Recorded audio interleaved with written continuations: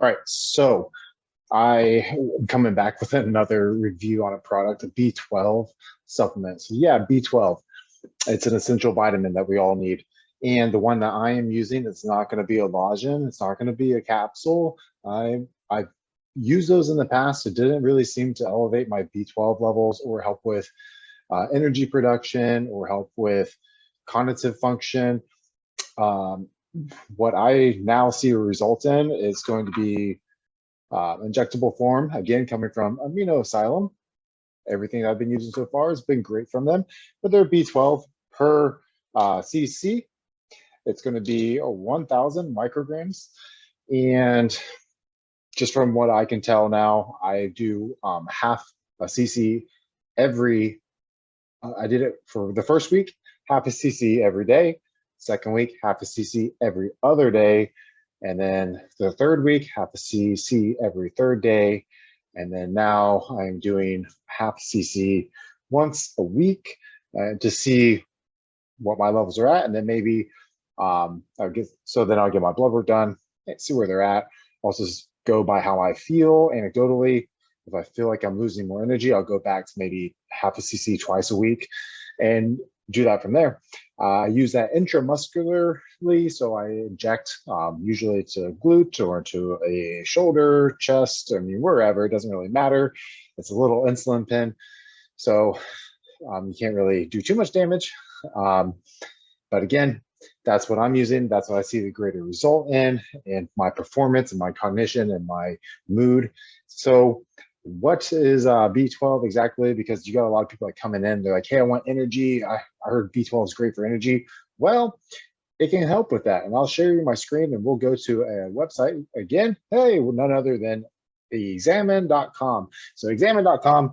So when you take the oral supplement, it is water soluble. So it leaves your body pretty fast, especially if you use the cobalamin form. So that's going to be like the organometal form. So it's like the natural form.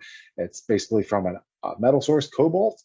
But what I prefer is a methylated form. And so it can be a methyl donor because the B12, it's going to be used for DNA synthesis and also energy production with food sources and also with your red blood cells. So this can help with problems like anemia, which a lot of women have, or a lot of older individuals, or even people who lack red meat in their diets, like vegans, vegetarians. Those people will need some sort of B12 supplement in. And you can always do more than what is the recommended daily allowance, the RDA. So you can go up into like the hundreds of thousands percent. So the absorption orally will depend upon your health.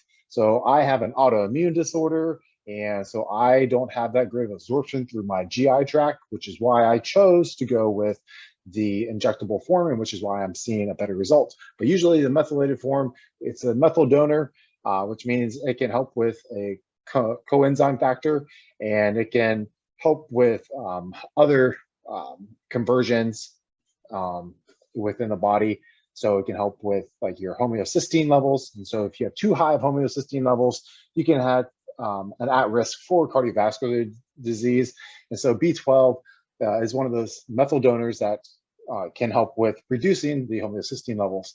There's a lot of different forms of B12, whether it be a hydroxy form or a deoxyadenosine form. They all just are able to convert or to donate to specific areas within the body. So if you're following me on the YouTube, if you're not listening to me, again, we're just kind of going through what the examine.com has listed for us, because we're a little bit more interested in how much should I take and what form should I take. And usually 1,000 micrograms is a great start. You can take 1,000 every day orally and see how well you do. Your saturation points might not hit that, might not like be at its maximum due to like maybe other issues of maybe you have Crohn's disease, maybe you have pancreatic issues, maybe you have polymorphisms for you not to be able to convert cobalamin form into methylcobalamin form, because you need to have it be activated into different types of forms of B12. So, I mean, that's the purpose of us trying to get something that's going to be a little bit more bioavailable, which is why, again, I chose the injectable form from Amino Asylum. So, this is also a good source of essential vitamin that you're probably going to need and be deficient in if you have thyroid conditions or you have renal conditions. That makes it harder for the body to be able to convert the B12 into activated form. And let's see, there's also, they said that there's also a need for people who have ovarian cyst, maybe. Don't quote me on that, but yeah. Anyways, it's somewhere around here. But the more interesting thing that I find about the B12 is that it does help reduce with anemia. So again, women, if you're find that you are anemic and you take folic acid or folate, so like a methylfolate, and you get your blood work done, it shows that you're not anemic. That could be because the methylfolate, it kind of like it creates a false positive or false negative on the anemia. Yeah, so a false negative on anemia, it kind of masks the fact that you have a B12 deficiency. So what we like to do usually is to help with reducing homeostasis levels and help with the absorption and the methylation of the B12. It's going to be combined with methylfolate. Usually people are not able to convert and use folic acid that well. Again, due to gastric issues, due to ovarian issues, due to pancreatic issues, autoimmune disorders, things like that.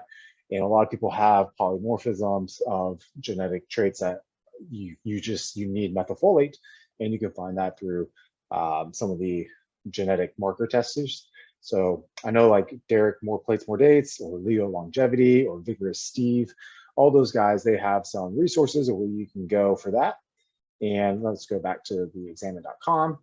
So the first thing that I've noticed with the B12, besides the energy production, is going to be the fact that my mood seems to be less depressive, and I assume that could be a good marker of reducing some of my, I would say, like catecholamines within the body. I think maybe I'm too much dumping out too much epinephrine, norepinephrine, and dopamine, and so this seems to help with helping my serotonin levels out by mellowing out my mood, alleviating depression, and helping me have that energy from just natural sources. So increasing my red blood cell count, increasing my endurance, and not relying upon caffeine or stimulants so much. What I wanted to get to on examine.com, I'm sharing my screen, is the safety and toxicity of it. And they seem to have like high serum levels of B12. And the only thing that could come up as a concern, if you, let's say, if you just start injecting this like a bottle a week, and you go and get your blood work done by your PCP, like just for regular health checkups, you might see a really high elevation, and they might be like, oh, you might have like a leukemia. And so they would maybe be concerned with that. But other than that, there hasn't been really other issues. There hasn't been any risk of thickening of blood, which you would think if it helps with iron production. But maybe if you're not taking that much vitamin C, it might not thicken it too much.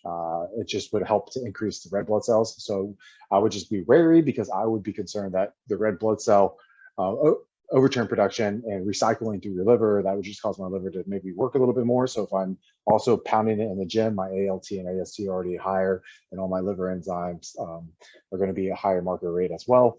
And I wouldn't want to come back and be like, oh, like they didn't tell me that, oh, you have non-alcoholic fatty liver disease, whenever I don't. It's just more of the daily trauma of super high doses of B12, working out, other stresses that you might have, or if you're a bodybuilder, you're taking orals or whatever else you're taking that has to be going through the liver, some other type of methylated forms. So that's my my opinion on the B12. It's great for energy production from an injectable source. I don't really see it too much from an oral standpoint, but again, that's me. That's my issue with the autoimmune disorder. So if that's you, if you have that problem of not feeling a certain supplement orally, if it's going to be a safe supplement that you can take through like a injectable form, sub-Q or intramuscular, or even go into a wellness clinic and getting an IV of specific vitamins and minerals for you, I think that would be worth it in the long run, rather than spending a bunch of money on these supplements that you're just not even absorbing and you just take them. And so that might even be causing more digestive issues within your gut lining. And then you don't want to have some type of like gut permeability issue. And so you don't want to be chronically inflamed, or even create a Crohn's disease-like effects on your body. I mean, who knows if your body can even like develop a disease that's pretty much a genetic disease, but I mean, who knows? I really don't know if that's even possible. I haven't read that, but if you have, let me know. And yeah, so B12, great overall. I think that the majority of people should be taking it. You're probably not getting enough of it in your diet, especially if you're, like I said, vegan. If you're older, older in age, and you don't eat a lot of red meat because you can't, it's just hard for you to digest and take down. Those are, if you have autoimmune disorders, there's the B12 should be up there with you supplementing with vitamin D for sure, in my opinion. And leaving it there. Nothing else to say. So good product overall. Amino Asylum, good job. Another one. Good in my books. Like, share, comment, subscribe. Let me know, do you take B12? What form do you take? Do you take methylcobalamin? Do you take cyanocobalamin? Do you take cobalamin? Do you take injectable? Do you take oral? Do you take lozenges? Do you take capsules? Do you go get an IV from a doctor? What do you do? How does it make you feel? And we'll go from there, and we'll do another review on a product that may help you see some improvements in your cognitive function. I'll let you know. All right, later.